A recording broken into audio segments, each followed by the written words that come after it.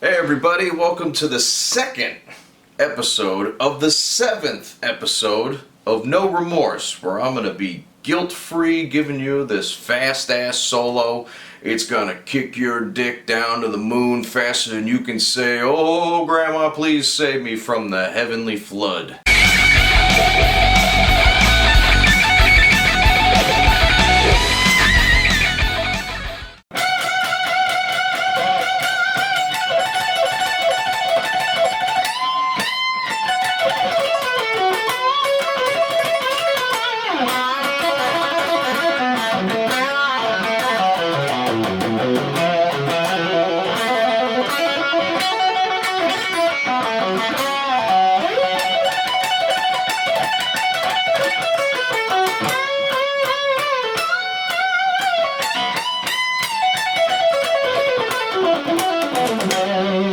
Okay, so the first solo of No Remorse starts in the key of F sharp minor. It's sort of in an F sharp minor pentatonic, quasi-bluesy type of thing, mostly in the pentatonic scale. So before we even start learning the licks, let's go over the scales that we're going to need to know. Well, there's really only one, but we're going to play it in two different positions because that's where the scale moves. So let's start down in the first octave, the high octave where we're starting. And we're up at the 14th fret playing this.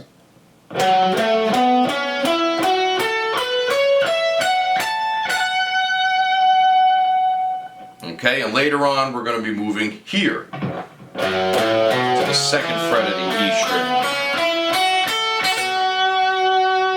Okay, and both of those make up the F sharp minor pentatonic scale. So let's take a look at the first lick that we're playing here. So kind of all we're doing is we're taking our ring finger and our pointer, okay? And we're bending with the ring on the 17th fret of the B and keeping the pointer finger static on the 14th. So you're basically bending into an F sharp unison note between the B and the E. And you play it in this rhythm. Triple it, triple it, triple it, eighth and right? So that's kind of simple, right? So you're just, as long as you follow that rhythmic pattern, you'll be okay. Triple it, triple it, triple it, bandana. Or four and is the last rhythm. Then we move into the pull, double pull. Okay, so we're doing a single pull and then a double for the rest of the time. So we've seen this lick happen in other keys earlier in the Kill 'Em All series. Alright, so here's how you play it slow.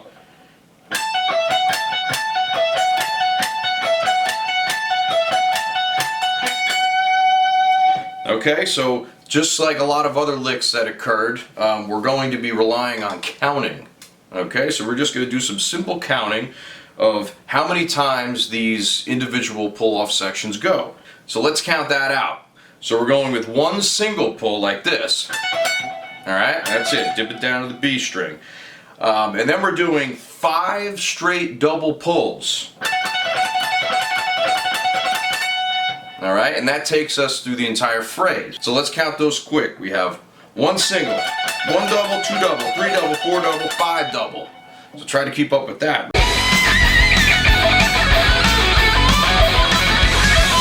So this section starts off easy and then has a pretty complex rhythm happening toward the end of it. But let's go for the easy part first. So check this out. So we're going like this. 2. So a super bluesy part right there, right? You can hear the blues, right? That'll keep you awake at night. So we have a full, actually more than a full step bend at the 17th fret of the high E string. We're doing a step and a half. 2 consecutive step and a half bends. So we're actually going from the note A, which is the minor third, all the way up to the note C, which is the tritone up from the F sharp. Alright, so that's the blue note. So, and then we're coming down with just 2 picked minor third to root note 17 to 14. Okay, so that tricky second half goes like this. So we're going with a 16th note run to a little break into the 8th notes like this. So 1 and a 2 and a mama. So that's what's happening there. 16ths until the little 8th note break. And then a bend on the 16th fret of the G. Then we're going with a single pull, double pull, bend, single pull, single, 16, 14. So that ending part is what makes this so tricky for me. That's how that goes, and you can remember it by single, double, single, single, boom. So, all in all, it's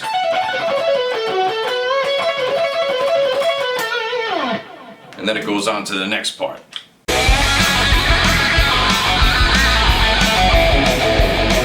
So the next section of the No Remorse solo goes into the lower octave of the F sharp, where we're digging into the 2nd fret position of that minor pentatonic scale.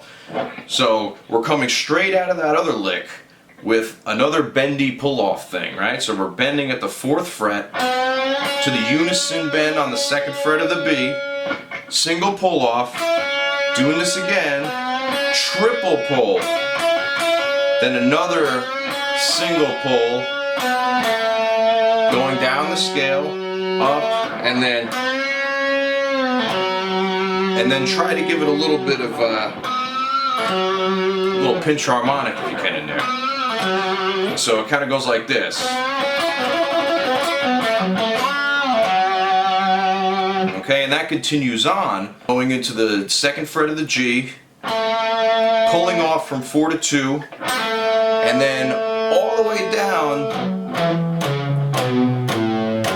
palm muting the lower section of the F sharp minor pentatonic scale, right? Just like that. So you're not palm muting the G and the D, and you are palm muting. And then we're coming back up, ascending the scale, taking a little break, a little pit stop at the 2nd fret of the D string, which is the flat 7 note, by the way. And then we're going like this, which is the pickup into the next section.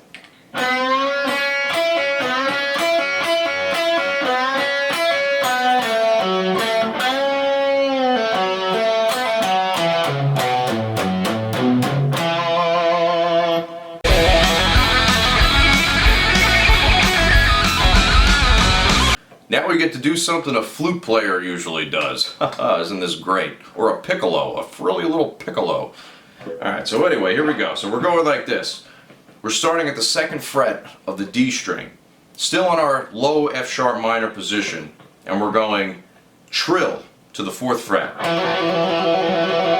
Alright, so we're going for a total of 2 beats, and then we're going up to the next string, doing the same thing, trilling on 2nd, 4th of the G, and then 2nd and 5th of the B, 2nd and 5th of the E. Alright, so harmonically speaking, it's flat 7 to 1, minor 3rd to perfect 4th, 5th to flat 7th, root to minor 3rd. Okay, and after this, we're just doing another little pull-offy kind of thing. We're doing 2 pull-offs, or 2 single pull-offs, then 8th notes coming down all the way to the root note, back up. So, and once again, try to get that pinch harmonic in there. And then we slide up into the next part.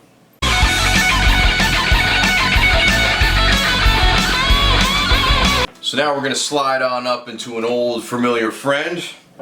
So here we're back in the higher octave of the F sharp minor pentatonic, and here we're doing a series of pull-offs from the minor 3rd to the perfect 4th, and we're going to be using our ring finger, pulling to our pointer, and then our pinky to extend to the high note on the 19th fret. So I'll show you what I'm talking about. Okay, so that's just a quick slide up to the 17th fret of the B, going right to the 14th of the E, setting it up, going like this. Pull, pull, pull, pull, pull, pull, pull, pull, pull, pull, pull. Okay? Pretty much as simple as that. Then after that, we're going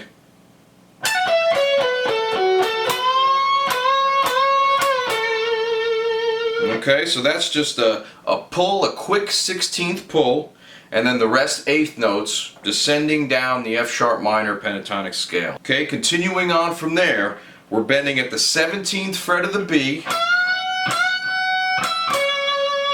twice, and then hitting 17, 14 coming off of it. So bend, bend, pick, pick. Hong Kong Phooey, #1 super guy. Bend, bend, pick, pick. And then we're doing 3 bends on the 17th fret of the high E string. Oh, a little less shitty than that. 3 bends. And then we hit the triplet rhythm right after that, which sounds like this.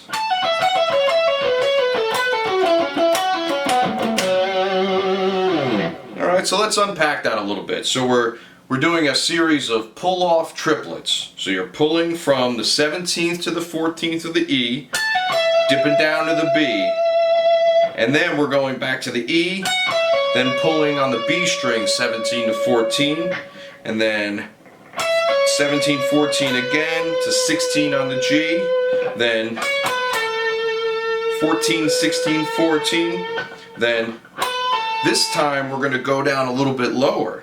So here we're going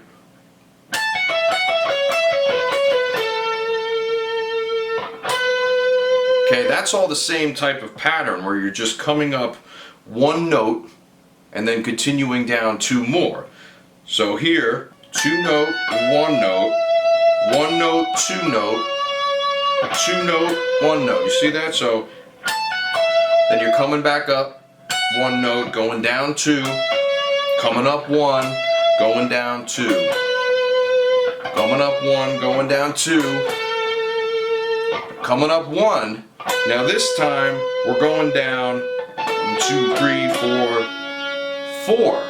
Okay, so we're extending a little bit, then we're going up 2, and then coming all the way back down to the bottom. Now when we go toward the lower part of it, there's kind of like a little muty thing going on there, and a lot of tab transcriptions that I see for this have it written like this: triplet 8th note, and then bam. I don't think that's right. I think it stays with the triplets, but there's kind of like a ghost note, so maybe you can hit the 17th fret of the low E string twice instead. Right, so to keep the triplets going. Alright, so we have triplet, triplet, triplet, triplet, triplet, triplet, triplet, triplet.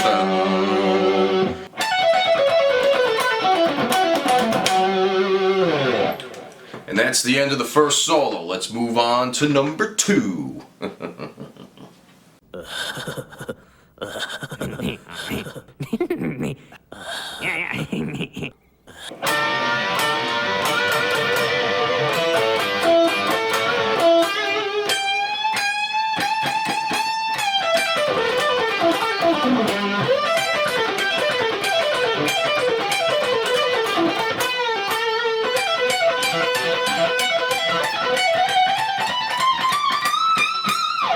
The first part of the second solo starts off with a little bendy double stop. Okay, so 1 note is bending, the middle finger on the 14th fret of the G is bending, and the ring finger on the 15th fret of the B is staying static. Okay, and this creates what we call a double stop. Alright, so you basically perform that rhythm: half note, triplet, half. Okay? That's a fun little song there, right? Sounds like some kind of milk. Alright, anyway, so we're going half, half, triplet, half, and then all triplets going for this next part. More double stops. Now here we're going with a 12 and 12 on the B and E for a perfect fourth, 14 and 14 on the G and B for a major third, 12 and 12 on the G and B for another major third, then just the 14th fret of the D, which is the root note, and then we're going 12, 14 with the double stop, and bending both of them with your one finger a half step, and then dipping down with the same finger to the 14th fret of the D, and then the pointer comes up to get the minor third 12th fret right there. Okay, so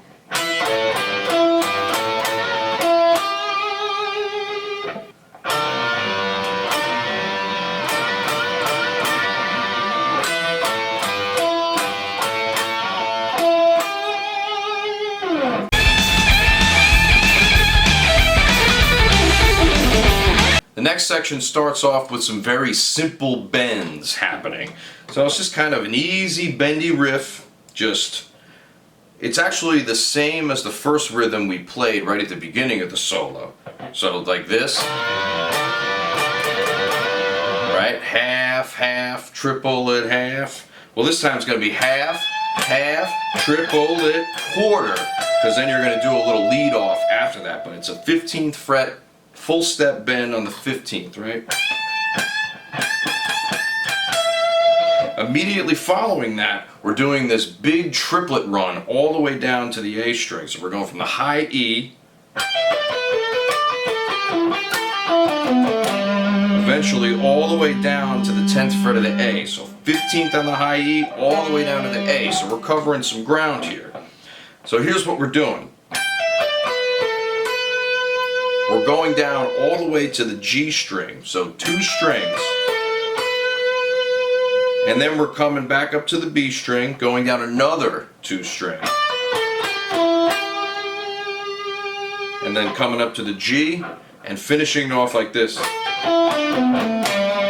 Now I'd start muting it as you get lower on to get that articulation effect that Kirk gets. So you hear how I do the mutes as I'm coming down to really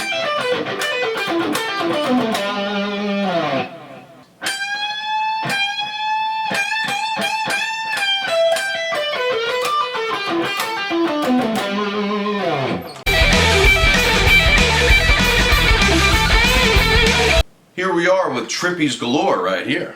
A little bit of triplet, triplet, triplet, triplet going on all down the golf course. Okay, so we're getting par 3 all down this mobo. So we're going like this.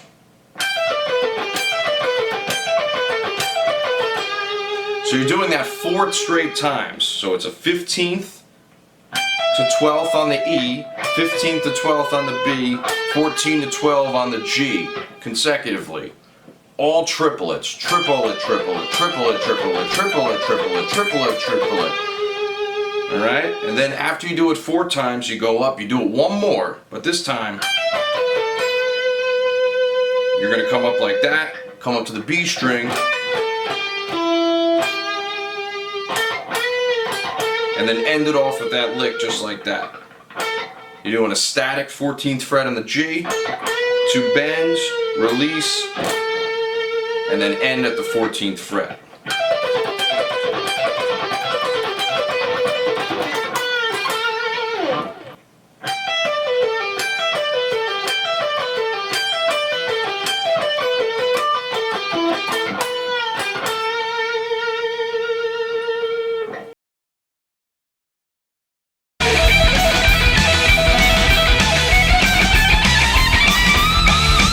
If you haven't noticed by now, this triplet's got a lot of solos.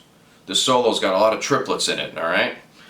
So let's keep going with some more triplets. So coming out of that last lick, we're going to do a little pickup on the 12th fret of the B string, which is going to set us up for the next part. Now I like to have my pointer finger anchored on the 12th fret of the B and the E the entire time here, okay? So what we're going for is this.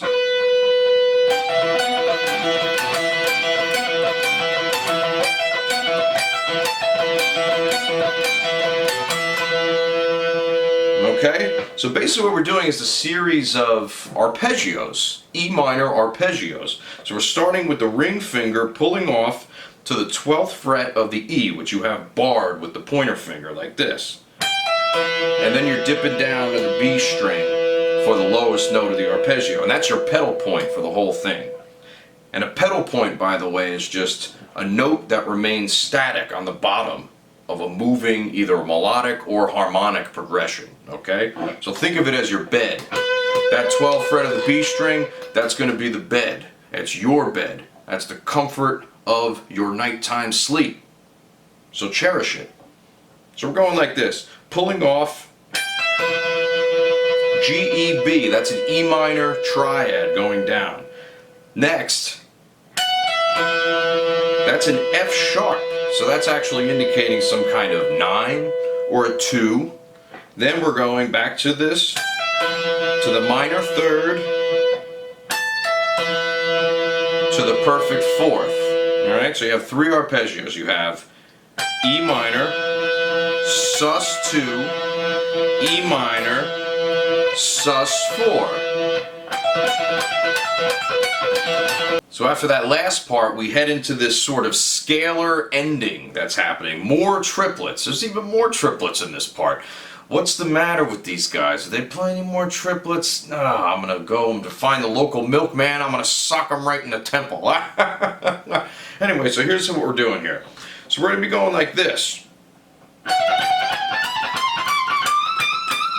So let's take a look at that slow. You might have heard something weird.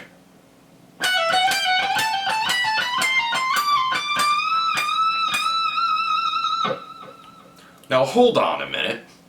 What was going on toward the middle there?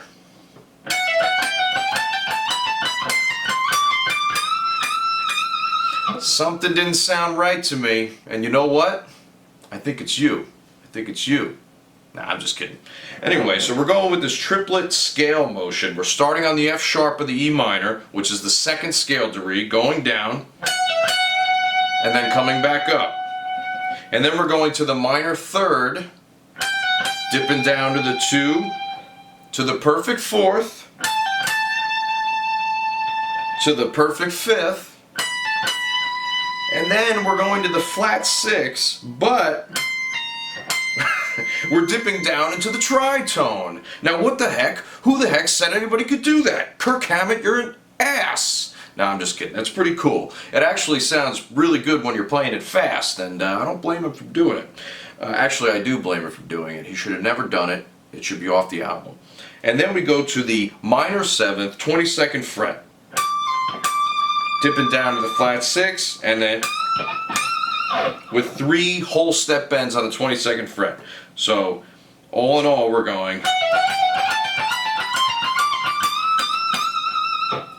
So that little wrong note in there, that little B flat that's added there, obviously completely unintentional. And it's not part of the scale, but it does sound pretty cool when you're playing it quickly enough. Now theoretically what's happening there is it's going from the flat 6 to the flat 5th. Alright, but at some point in that progression, now hear me out, this is kind of a bit of a stretch, but during the solo rhythm progression we're going like this. E, D, C. Now a B flat in relation to C is a flatted 7th, which is actually a pretty common device when dealing with the flat 6 chord, is you're turning it into a dominant 7th chord. So you could actually consider it that. Right? The root note